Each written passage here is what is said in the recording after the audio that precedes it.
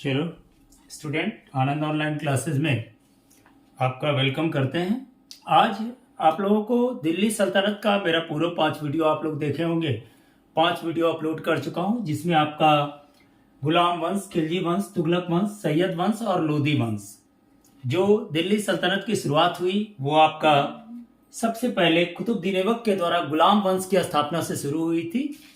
और इस गुलाम वंश में उसके बाद 11 शासक हुए थे जो शासन किए थे। देखिए हमारे वीडियो में डिफरेंट टाइप्स के शासक हुए। कुछ कामचोर शासक भी थे, कुछ अय्याश भी थे, जिसके कारण गुलाम वंश का अंत हुआ। जैसे सबसे पहला शासक हमारा कौन था, तो कुतुबुद्दीन ऐबक था, जो कि एक गुलाम, देखिए ये गुलाम वंश था। चूंकि लगभग 3 वंश तुगलक वंश तक गुलामों का ही हुआ, इसीलिए इतिहासकार इसे गुलाम वंश मानते हैं।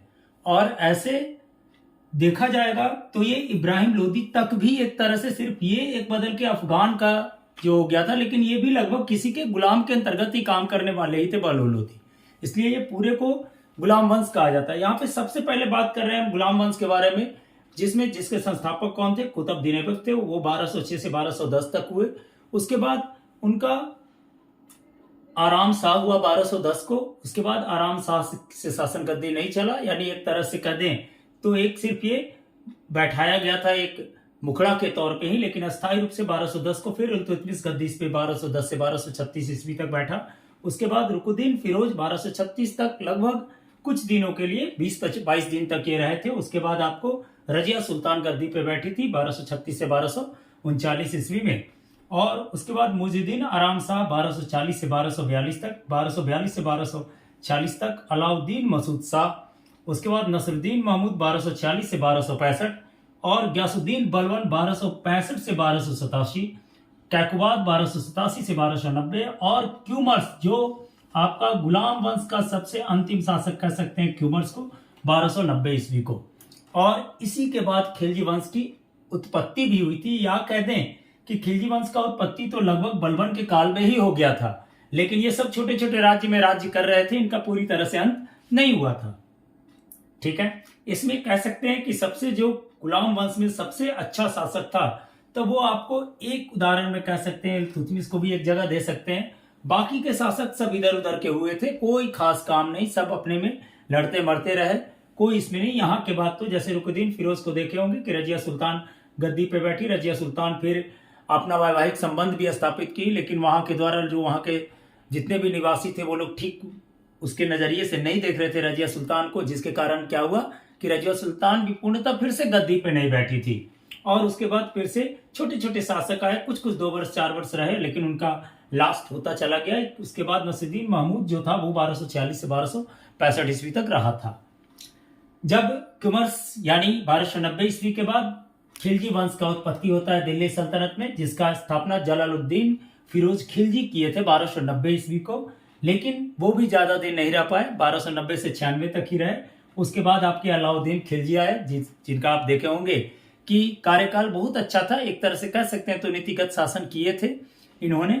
लेकिन इनकी भी कुछ गलती थी, जिसके कारण इनकी मौत के बाद इनका पुत्र जो गद्दी पे बैठा, लेकिन वो सिर्फ एक संरक्षक के रूप में एक संरक्षक के अंडर में बैठा था वो। ठीक है, जिसका नाम आप लोग देखोगे मालिक काफूर जो था, एक अलाउद्दीन खिलजी का एक बहुत बड़ा वफादार था, जिसके शासनकाल में ये गद्दी पे बैठे। और लेकिन इसे भी क्या किया, तो जो कुतुबुद्दीन मुबारक शाह था, मालिक काफूर को तो मार दिया, और इसको क्या किया था, तो शिहाबुद्दीन उमर को अंधा करके जेल में डाल दिया था, यानी बिल्कुल कुकृत्य किया था, जिसके कारण इसकी भी मौत 1320 ईस्वी को हुई।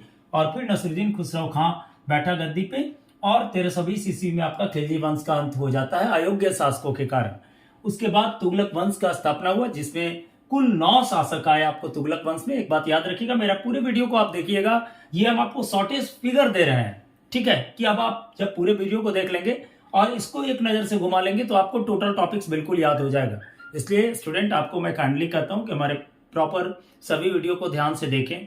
और उसके बाद जो मैं शॉर्ट भेज दे रहा हूं, उसके बाद एक शॉर्ट पैकेज भी आप लोग को तैयार करूंगा क्वेश्चंस का, जो दूंगा, जो एग्जामिनेशन में श्योर एंड सर्टेन आते हैं क्वेश्चंस दिल्ली सल्तनत से, उसका ही बात करेंगे। ठीक है, यहाँ पे देखिए, जैसे तुगलक वंश था, तो तुगलक वंश का संस्थापक गयासुद्दीन तुगलक शाह वन थे, 1320 से 1325 तक गद्दी पे रहे। उसके बाद मोहम्मद बिन तुगलक गद्दी पे आया, सबसे अच्छा शासक। ठीक है, बहुत अच्छा उसके बाद 1325 से 1351 फिरोज शाह तुगलक रहे 1351 से 1388 ईस्वी को। गयासुद्दीन तुगलक शाह द्वितीय 1388 से 1389। उसके बाद जो भी शासक आए सब 1 से 2 वर्ष तक रहे। अबू बकर शाह रहा 1379 से 90, 1390 से 94 मोहम्मद शाह द्वितीय रहे। उसके बाद अलाउद्दीन सिकंदर शाह वन जो आया जनवरी से मार्च 94 तक ही रहा। उसके बाद 2 स्वतंत्र शासक बन गए।